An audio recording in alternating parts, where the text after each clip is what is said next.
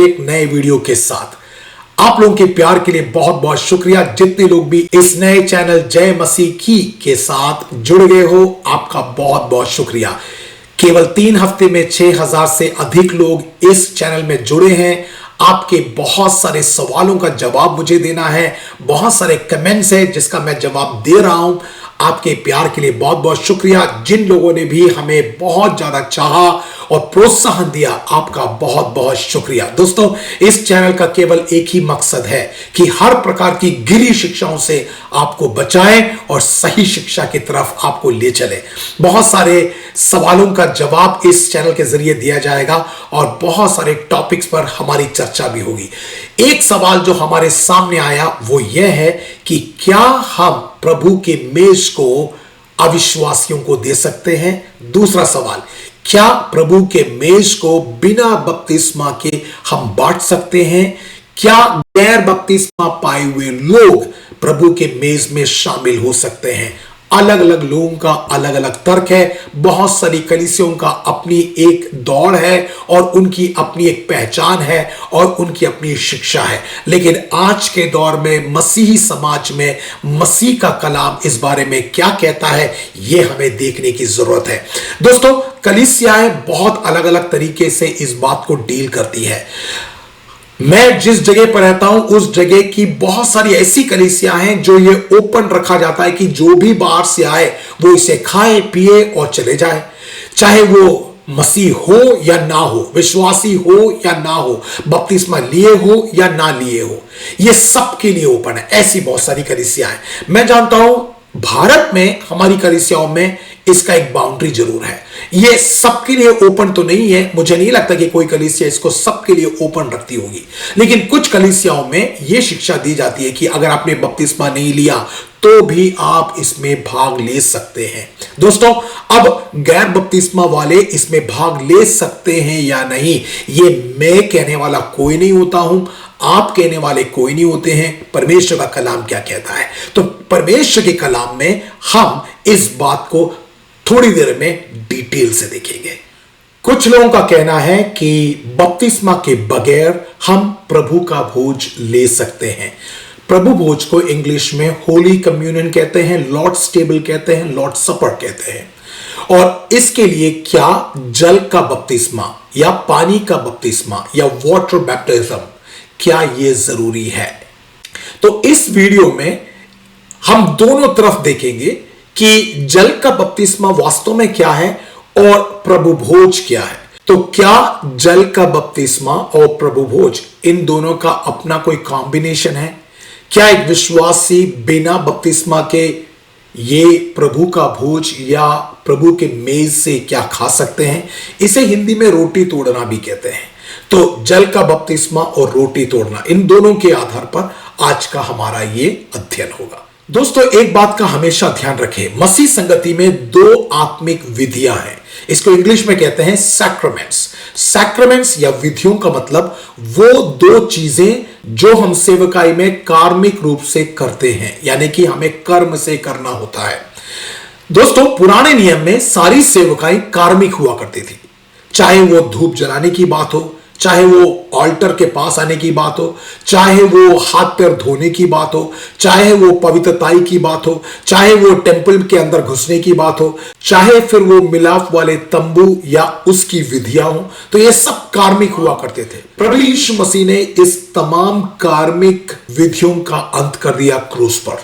लेकिन यीशु मसीह ने 2 ऐसे विधियां हमें दी हैं जो उसने अपने शिष्य होने के कारण या उनके अनुयायी होने के कारण हमसे आह्वान किया है कि हम ये 2 चीज करें। उसमें से पहली चीज है जल का बपतिस्मा और दूसरी चीज है प्रभु के मेज से खाना या रोटी तोड़ना, या उसे हम प्रभु भोज भी कहते हैं।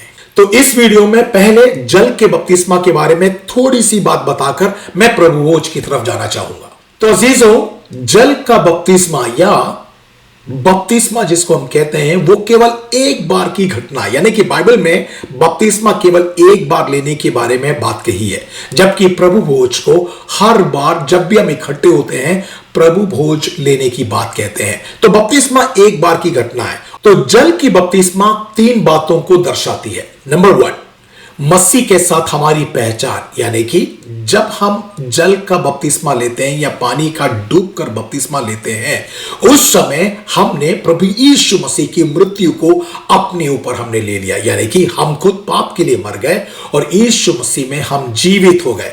तो यह है हमारी पहचान मसीह यीशु में। दूसरी बात, मसीही विश्वास में यह हमारी पहल है, यानी कि जब कोई मसीह बनता है या जब कोई विश्वासी बनता है तो उसका पहला कदम होता है विश्वास करने के बाद कि वो जल का बपतिस्मा ले। तो ये हमारे विश्वासी जिंदगी में सबसे बड़ा पहल है या पहला कदम है। तीसरी बात, प्रभु की कलीसिया में हमारा प्रवेश है। हम प्रेरितों के काम में देखते हैं और मैं आपको एक वर्ड्स में दिखाऊंगा कि कैसे जिन लोगों ने बपतिस्मा लिया उन्हें कलीसिया में जोड़ दिया गया, यानी कि बपतिस्मा के साथ साथ आप प्रभु यीशु मसीह की देह या प्रभु यीशु मसीह की कलीसिया में आप जुड़ जाते हैं। तो जल के बपतिस्मा को मत्ती रचित सुसमाचार उसके 28वां अध्याय या 19वां आयत जब आप पढ़ेंगे तो वहां पर हमें लिखता है कि अगर हम शिष्य बनना चाहते हैं, यीशु मसीह ने कहा जो भी शिष्य बनना चाहता है उन्हें पिता, पुत्र और पवित्र आत्मा के नाम से जल का बपतिस्मा दो या बपतिस्मा दो। तो दोस्तों, बपतिस्मा हमें शिष्यत्व की ओर लेके चलता है या प्रभु यीशु मसीह के शिष्य बनने के लिए हमें मदद करता है। पौलुस गलातियों की पत्री 3 अध्याय 27वां आयत यहां तक कि रोमियो उसका 6 और उसके 5 यहां पर बपतिस्मा के बारे में वो सिखाता है कि इस बपतिस्मा के द्वारा हम मसीह के शरीर में हमने बपतिस्मा लिया, यानी कि मसीह के शरीर या उसके देह से हमारी पहचान हो गई, हम उसमें जुड़ गए या हम मसीह की देह में एक भाग बन गए। पहला कुरिन्थियों 12वां अध्याय उसकी 13वीं आयत पर विचार करें, जहां पौलुस कहता है कि हम एक आत्मा के द्वारा हम सभी ने एक शरीर में बपतिस्मा लिया था, यानी कि हम सबने प्रभु यीशु मसीह में या प्रभु यीशु मसीह के शरीर में हमने बपतिस्मा लिया। जल के बपतिस्मा के जरिए हम यीशु मसीह के साथ जुड़ जाते हैं, हमारी पहचान बन जाती है, कलीसिया में हमारा प्रवेश होता है और हम विश्वासी होने की हमारी जो पहला कदम है उस कदम को हम निभाते हैं। और चूंकि ये प्रभु यीशु मसीह की आज्ञा है, चूंकि ये चेलों की आज्ञा थी, चूंकि ये पहली शताब्दी की कलीसिया की रीत थी, चूंकि प्रेरितों ने ये चीज सिखाया था, तो जो भी चीज यीशु मसीह ने किया हो या चेलों ने किया हो या प्रेरितों ने किया हो या पहली शताब्दी की कलीसिया ने किया हो, वो हमारे लिए एक शिक्षा बन जाती है या उपदेश का कारण बन जाता है। इसको हम डॉक्ट्रिन कहते हैं। किसी भी शिक्षा को यदि डॉक्ट्रिन के रूप में अगर आपको देखना हो तो 3 चीज की परख होनी चाहिए। सबसे पहली परख, प्रभु यीशु मसीह ने वो कहा हो, किया हो और सिखाया हो। दूसरी चीज, चेलों ने या प्रेरितों ने वो कहा हो, किया हो या सिखाया हो। तीसरी चीज, पहली शताब्दी की कलीसिया ने कहा हो, सिखाया हो या किया हो।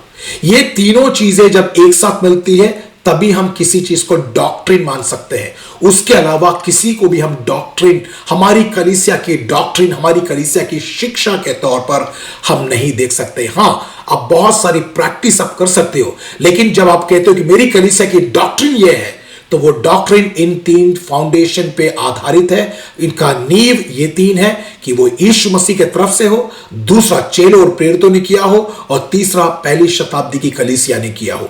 जब भी आप किसी भी चर्च की डॉक्ट्रिन के बारे में सुनते हो तो उनसे एक सवाल करें, आपने ये डॉक्ट्रिन जो बनाया क्या यीशु मसीह ने कभी किया, कहा या बताया हो, या चेलों ने, प्रेरितों ने कभी किया हो, क्या उन्होंने कभी बताया है, या पहली शताब्दी की कलीसिया में इसका प्रचलन था या नहीं।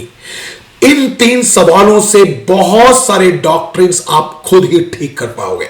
बहुत सारी शिक्षाओं पर आपकी नजर पड़ते ही आपको पता चल जाएगा कि यह शिक्षा सही है या नहीं है। तो दोस्तों, यहां पर हम चलते हैं जल के बपतिस्मा के बारे में। तो यीशु मसीह ने कहा, उसने आज्ञा दी और किया। चेलों ने कहा, आज्ञा दी और उन्होंने भी किया। तीसरी बात, पौलुस ने भी वो चीज की आज्ञा दी, उसने खुद ने किया और दूसरों को करने के लिए कहा भी। पहली शताब्दी की कलीसिया लगातार जल का बपतिस्मा करती रही। तो ये डॉक्ट्रिन का एक भाग है।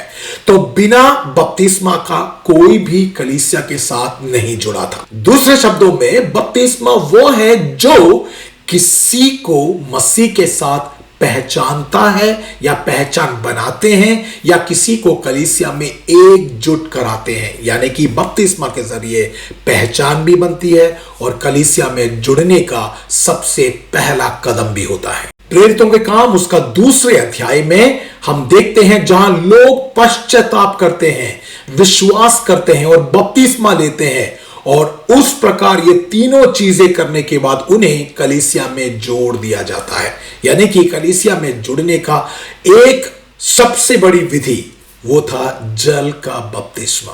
तो दोस्तों, दूसरी खास बात प्रभु भोज, इसको हम रोटी तोड़ना भी कहते हैं, इंग्लिश में लॉर्ड्स टेबल कहते हैं, लॉर्ड्स सपर कहते हैं, यहां तक कि होली कम्युनियन भी कहते हैं।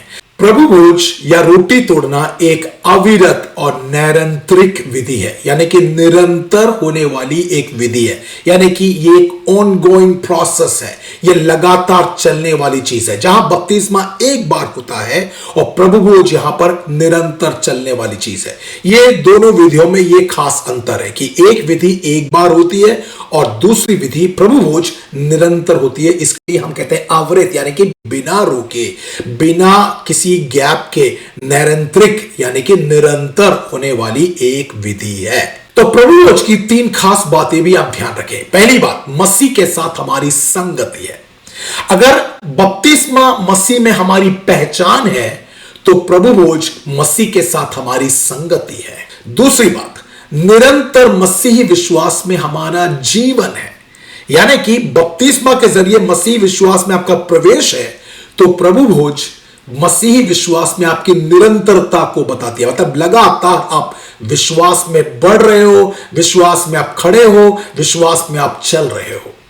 तीसरी बात, मसीह की देह या कलीसिया में हमारी एकता है। अगर जल का बपतिस्मा कलीसिया की देह में आपकी प्रवेश है तो प्रभु भोज मसीह की देह में आपकी एकता है। एक बार और मैं आपके लिए अंतर कहना चाहूंगा। अगर बपतिस्मा प्रभु यीशु मसीह के शरीर में हमारी पहचान है तो प्रभु भोज मसीह के साथ हमारी संगति है। अगर जल का बपतिस्मा मसीही जिंदगी में हमारी पहल है तो प्रभु भोज निरंतर मसीही जीवन में हमारा विश्वास है, लगातार हमारा विश्वास है। तीसरा अंतर, यदि जल का बपतिस्मा मसीह की देह में हमारा प्रवेश है तो प्रभु भोज मसीह की देह में हमारी एकता है। तो ये दोनों दो अलग अलग चीजें, दोनों अलग अलग बातों को दर्शाती है। चलिए, पहला कुरिन्थियों 10वां अध्याय 16 और 17वीं आयत। आशीष का जो कटोरा हम आशीष देते हैं, क्या वह मसीह के लहू में सहभागी होना ना है? जो रोटी हम तोड़ते हैं, क्या वह मसीह की देह में सहभागिता नहीं है? क्योंकि एक ही रोटी है, हम जो बहुत है, एक देह है, क्योंकि हम सब एक ही रोटी के भागी हैं। यहां हमें दिखता है कि सहभागिता में यीशु के साथ एक विशेष संगति यानी कि सहभागिता दोनों शामिल है और मसीह के एक शरीर के साथ हमारी एकता का प्रतीक है। यानी कि प्रभु भोज हमारी सहभागिता, संगति को दिखाता है, फेलोशिप को दिखाता है और प्रभु के शरीर में हमारी यूनिटी को दिखाता है। मसीह के शरीर में भी हम यूनाइट हो गए हैं या हमारी एकता है, साथ ही यीशु मसीह का शरीर जो कलीसिया है उसमें भी हमारी एकता है, यूनिटी है। मैं चाहता हूं आप इसकी ओर जरा ध्यान दें। जो अंतिम फसह था और पहला प्रभु भोज था, जो प्रभु यीशु मसीह ने अपने चेलों के साथ अंतिम फसह मनाया और साथ ही साथ प्रभु भोज का आरंभ भी किया। तो जो फसह का भोज था, इसके बारे में हम मत्ती रचित सुसमाचार उसका 26वां अध्याय 17 से लेकर 25, लूका रचित सुसमाचार उसका 22वां अध्याय 7 से लेकर 14, 21 से लेकर 23, यूहन्ना रचित सुसमाचार उसका 13वां अध्याय उसका 21 से 30, इन सारे अध्यायों में और वाक्यों में आपको इसका ब्यौरा मिलेगा। चलिए मैं आपके लिए पढ़ता हूं। बिना खमीर की रोटी के उत्सव से एक दिन पहले जब फसह मेमने की बलि दी जाया करती थी, उसके शिष्यों ने उससे पूछा, तू क्या चाहता है कि हम कहां जाकर तेरे खाने के लिए फसह भोज की तैयारी करें? तब उसने अपने 2 शिष्यों को यह कहकर भेजा कि नगर में जाओ, जहां तुम्हें एक व्यक्ति जल का घड़ा लिए मिले, उसके पीछे हो लेना। फिर जहां कहीं भी वह भीतर जाए, उसके घर के स्वामी से कहना, गुरु ने पूछा है कि भोजन का मेरा वह कमरा कहां है जहां मैं अपने शिष्यों के साथ फसह का खाना खा सकूं। फिर वह तुम्हें ऊपर का एक बड़ा सजा सजाया तैयार कमरा दिखाएगा, वहीं मेरे लिए तैयारी करो। तब उसके शिष्य वहां से नगर को चल दिए, जहां उन्हें हर बात वैसी ही पाया जैसे यीशु ने कही थी। तब उन्होंने फसह का खाना तैयार किया। यह था यीशु मसीह अपने शिष्यों के साथ अंतिम समय पर फसह का पर्व मनाया। तो दोस्तों, फसह का पर्व क्यों मनाया जाता था? यह वो पर्व है जिससे इस्राएली लोग, यहूदी लोग हमेशा ये याद करते थे कि कैसे मूसा के जरिए परमेश्वर ने इस्राएलियों को मिस्र से बाहर निकाला, गुलामी से बाहर निकाला। यानी कि जब वो गुलाम थे, गुलामियत से जब उन्हें बाहर निकाला गया तो एक मेमने का वध हुआ था, एक मेमने को कुर्बानी दी गई थी। तो उसकी याद में, उस बड़े घटना की याद में इस्राएली लोग और यहूदी लोग लगातार हर साल फसह का पर्व मनाया करते थे, ताकि बच्चों को, आने वाली पीढ़ियों को यह बताया जाए कि हमारे बाप दादा किसी जमाने में गुलाम थे, वहां से जब खुदा ने हमें बाहर निकाला तो एक मेमना वध किया गया था, और उसके लहू की छाप के कारण कोई भी मृत्यु का दूत उनके घर के अंदर प्रवेश नहीं कर पाया। तो एक लहू का छाप उनके घर के बाहर था, अंदर मेमने की कुर्बानी थी।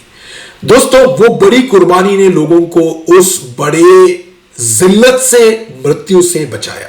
तो इस बात को ऐलान करने के लिए यह पर्व मनाया जाता था, और यीशु मसीह ने आखिरी बार यह पर्व को अपने शिष्यों के साथ मनाया। शिष्यों के साथ जब यह पर्व मना रहे थे तो यीशु मसीह के दिमाग में कुछ और चल रहा था। उसने कहा शिष्यों से कि तुम फलाने नगर में जाओ, वहां पर तुम्हें एक आदमी मिलेगा जो घड़ा लेकर चल रहा हो, वो जिस घर में जाता हो उस घर के स्वामी से पूछना कि भाई, प्रभु को हमारे लिए फसह का पर्व मनाना है, इसलिए वो कहां बनाए, तो वो तैयार एक कमरा दिखेगा। ये सब प्रभु यीशु मसीह के अलौकिक शक्ति को, दैविक शक्ति को या डिवाइन पावर को उजागर करता है। तो जैसे ही फसह का पर्व मनाया गया, अगले पद में यूं लिखा है, जब वे खाना खा ही रहे थे, यीशु ने रोटी ली, धन्यवाद दिया, रोटी को तोड़ा और उसे उनको देते हुए कहा, लो, यह मेरी देह है। फिर उसने कटोरा उठाया, धन्यवाद किया और उन्हें दिया, और उन सब ने उसमें से पिया। यीशु ने कहा, यह मेरा लहू है जो एक नए वाचे का आरंभ है, यह बहुतों के लिए बहाया जा रहा है। मैं तुमसे सत्य कहता हूं कि अब मैं उस दिन तक दाखमधु को चखूंगा नहीं, जब तक परमेश्वर के राज में नया दाखमधु ना पीऊं। तब एक गीत गाकर वह जैतून के पहाड़ पर चले गए। तो फसह के पर्व को रोककर बीच में ही यीशु मसीह ने एक नई चीज का आरंभ किया। उसने रोटी ली, तोड़ा और अपने शिष्यों को दिया, कहा कि यह मेरी देह है। उसके बाद उसने एक कटोरा भी लिया और उसने धन्यवाद देकर शिष्यों को दिया, कहा कि यह मेरी लहू में नई वाचा है। इस दिन से एक नई विधि शुरू हुई। उन्होंने कहा, जब जब तुम मुझे याद करो, तब मेरे याद के लिए यही किया करो। यानी कि अब तुम फसह का पर्व नहीं बनाओगे, अब तुम फसह की बातें नहीं करोगे, फसह की रोटी नहीं तोड़ोगे, अब से तुम तोड़ोगे एक नई रोटी। ये रोटी मेरी देह है और ये दाखमधु मेरे लहू में नई वाचा है। यानी कि शिष्यों को कह रहे हैं कि अब से तुम मेरे याद के लिए, जो मेरा शरीर तुम्हारे लिए तोड़े जाने वाला है, मेरा लहू जो तुम्हारे लिए बहे जाने वाला है, इसके याद में अब तुम यही किया करोगे। दोस्तों, यहां से शुरू होता है प्रभु भोज। तो इस प्रभु भोज को जब पौलुस कराता है तो पौलुस ने एक और शिक्षा या इस शिक्षा को और गहरे तरीके से समझाया, और वो पहली कुरिन्थियों उसका 11वां अध्याय 27 से 32 वाले पद में क्या कहता है, जरा ध्यान से सुनिए। अतः जो कोई भी प्रभु की रोटी या प्रभु के प्याले को अनुचित रीति से खाता पीता है, वह प्रभु की देह और उसके लहू के प्रति अपराधी होगा। यानी कि सीधी बात है कि प्रभु का मेज प्रभु के देह से लेना देना है। प्रभु का कटोरा प्रभु यीशु मसीह के लहू से लेना देना है। उसने कहा इसलिए अनुचित रीति से ना तो इसमें से खाए ना इसमें से पिए।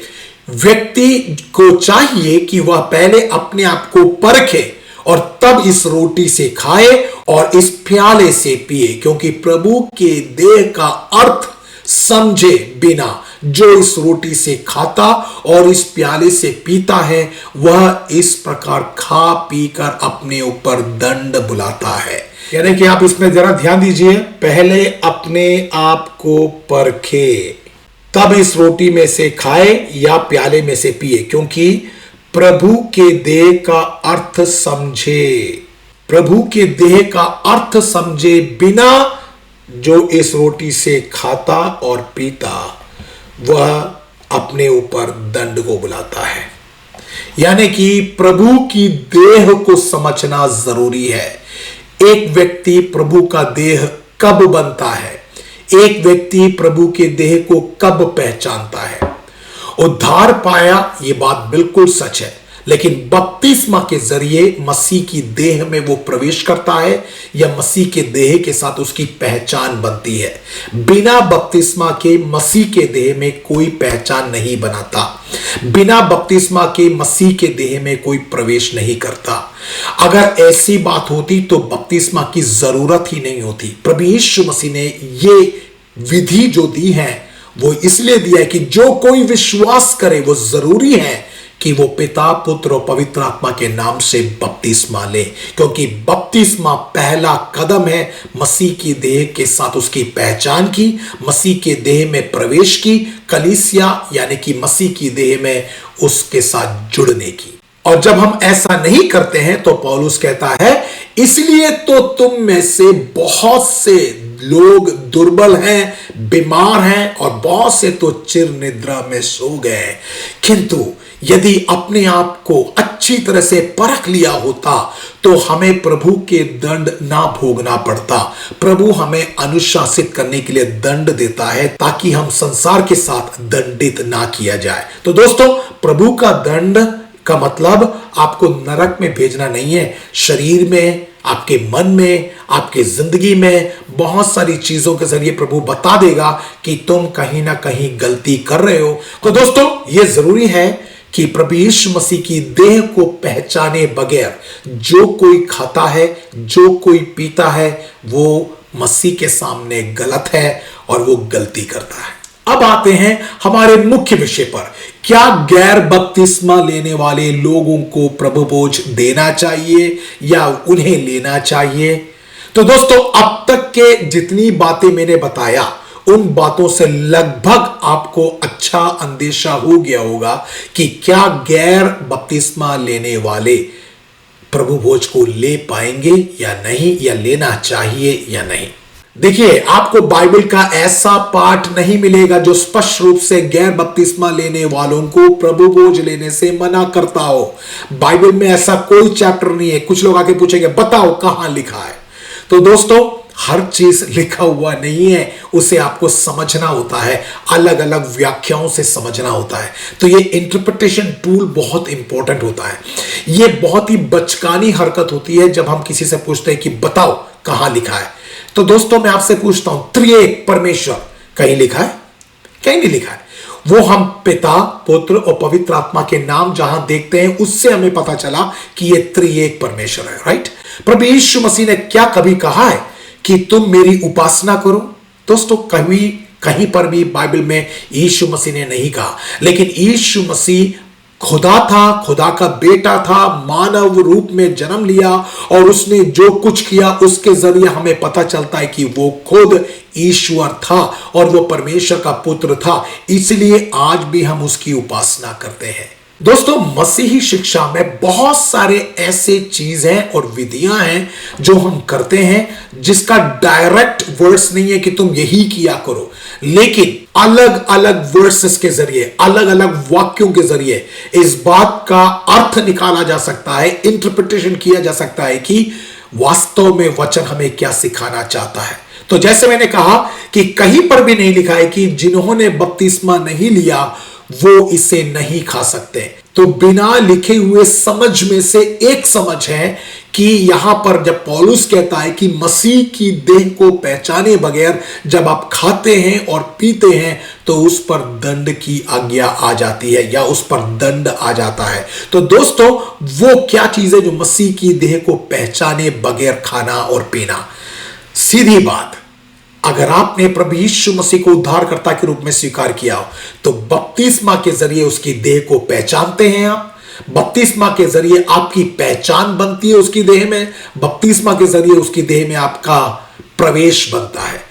इन तीनों के बगैर आप जब प्रभु भोज लेते हैं तो कहीं ना कहीं यह वाक्य आपके ऊपर और मेरे ऊपर लागू होता है कि हम तो देह को पहचानते ही नहीं, देह में हमने प्रवेश किया ही नहीं, देह के साथ हमारी पहचान बनी ही नहीं और हमने प्रभु के मेज में भाग ले लिया। जब प्रभु यीशु मसीह को 5 रोटी और 2 मछली से 5000 लोगों को खिलाना था तो वो प्रभु मेज नहीं था, वो लोगों को पब्लिक में खिला रहा था। पर जब पहली बार प्रभु मेज करने की बात आई तो उसने पब्लिक को नहीं बुलाया, उसने खुलेआम लोगों को न्योता नहीं दिया, उसने केवल अपने शिष्यों से कहा जो उसके खुद के अनुयायी है, उनसे कहा कि तुम जाओ और पर्व के लिए तैयारी करो। और उस पर्व में कोई और नहीं था, केवल शिष्य थे। तब प्रभु यीशु मसीह ने प्रभु का मेज को दिखाया। दोस्तों, पुराने दिनों में यहूदियों की मंदिर सिनेगोग, जिसको हम कहते हैं सिनेगोग, उस सिनेगोग में प्रार्थना सभाएं हुआ करती थी और वो सिनेगोग में वो लोग ये नहीं खाते थे, जो लोग भी आते थे वो प्रार्थना के बाद चले जाते थे, उसके बाद वो घरों में इकट्ठे होते थे ताकि उस समय कोई बाहर का आदमी इकट्ठा ना हो, घरों में इकट्ठे होकर वो प्रभु की मेज किया करते थे। यानी कि पब्लिक में प्रभु की मेज नहीं किया करते थे। पहली शताब्दी की कलीसिया, यदि आप हिस्ट्री पढ़े तो हिस्ट्री में हर पुस्तक में इस बात को क्लियर लिखा हुआ है कि वे लोग गाना गाने के लिए, वचन को बांटने के लिए इकट्ठा हुआ करते थे। उसके बाद प्रार्थना के साथ सबको विदा कर देते थे और विदा करने के बाद वो छोटे छोटे कमरों में छोटी छोटे ग्रुप के रूप में इकट्ठा होकर रोटी तोड़ा करते थे। यानी कि रोटी तोड़ने की बारी में वो पब्लिक में नहीं करते थे, वो अपनी कलीसिया के खास लोग जो विश्वासी है, अनुयायी है, उनके साथ मिलकर करते थे। तो दोस्तों, यीशु मसीह ने खुद ने ऐसा किया, पौलुस और पतरस ने ऐसा किया, पहली शताब्दी की कलीसियाओं ने ऐसे की।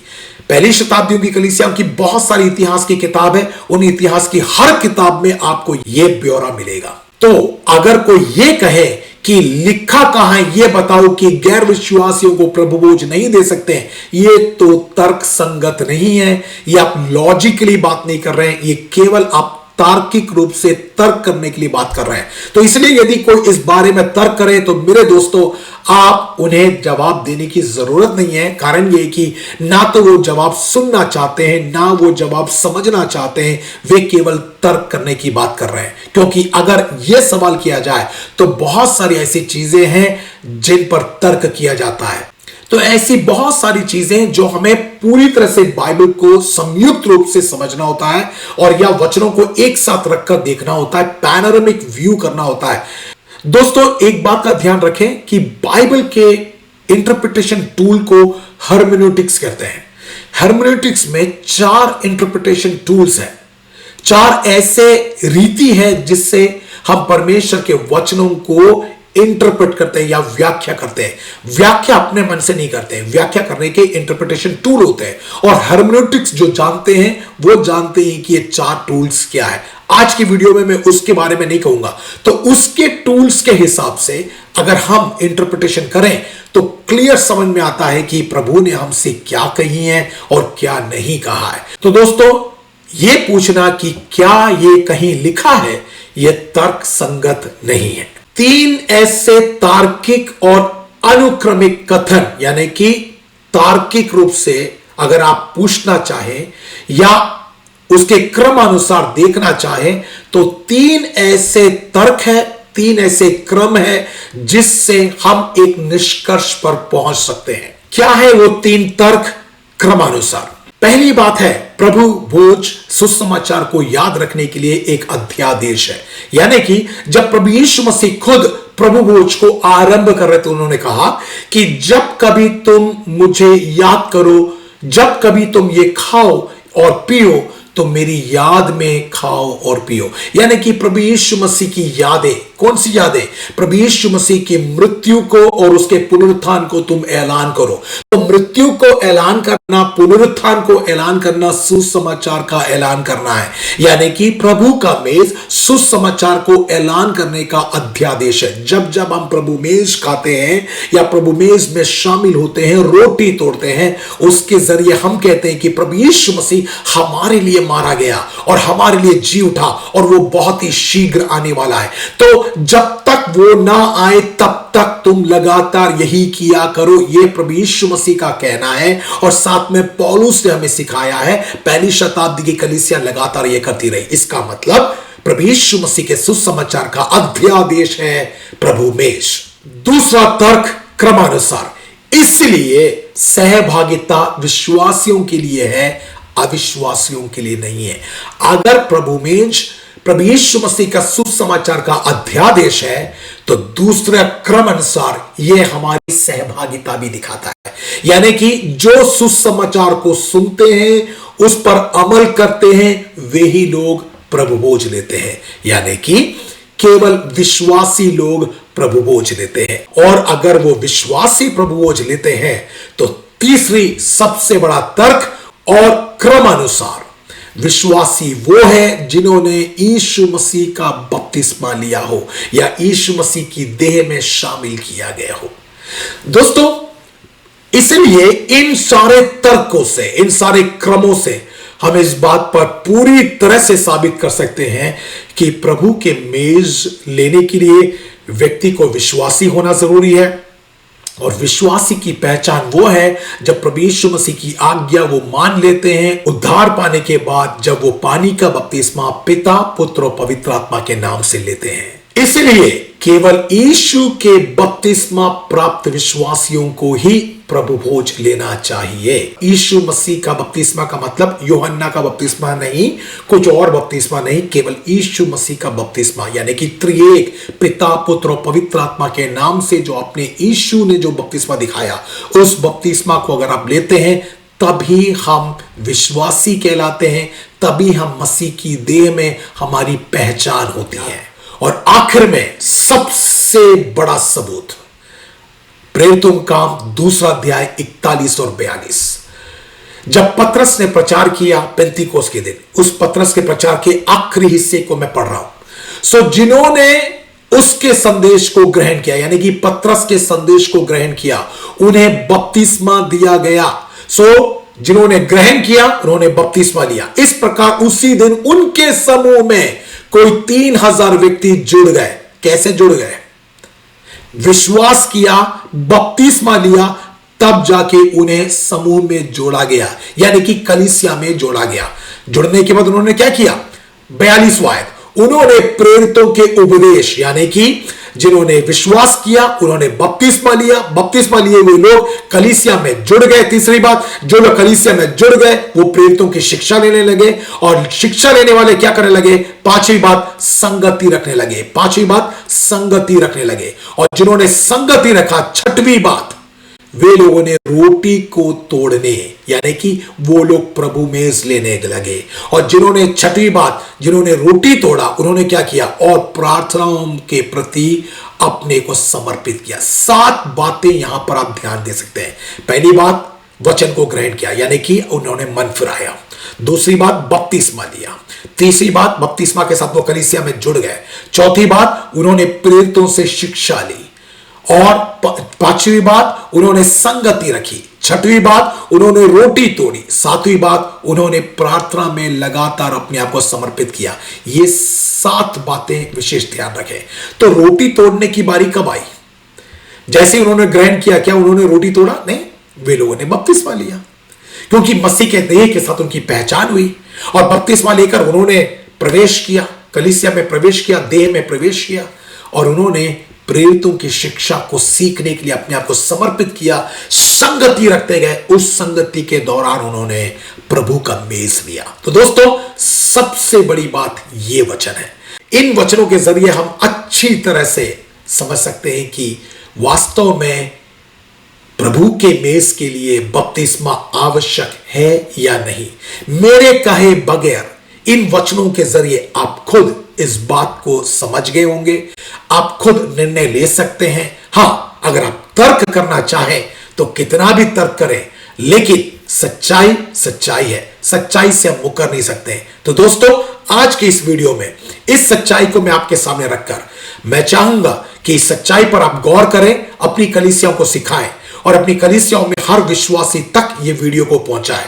और यदि कोई आपसे इस बारे में सवाल करे तो मेरे ख्याल से इस वीडियो में उसका जवाब साफ साफ आपके पास है। सवालों का जवाब देना सीखें, लोगों तक ये पहुंचाएं। मसीह की देह की विश्वसनीयता, वचन की विश्वसनीयता लोगों तक पहुंचाएं। बिना वचन के, बिना सबूत के हम कुछ ना कहें। तो दोस्तों, ये वीडियो अवश्य रूप से आपको आत्मिक लाभ देगा। मैं चाहता हूं कि आप लगातार इस चैनल को सब्सक्राइब करें, इसको लाइक करें, बेल आइकन जरूर दबाएं, ताकि जब भी हमारा वीडियो अपलोड हो तो आप तक वो पहले पहुंचे। दोस्तों, ये अपने दोस्तों को, परिजनों को जरूर बांटें। खुदा आप लोगों को बरकत दे। जय मसीह की।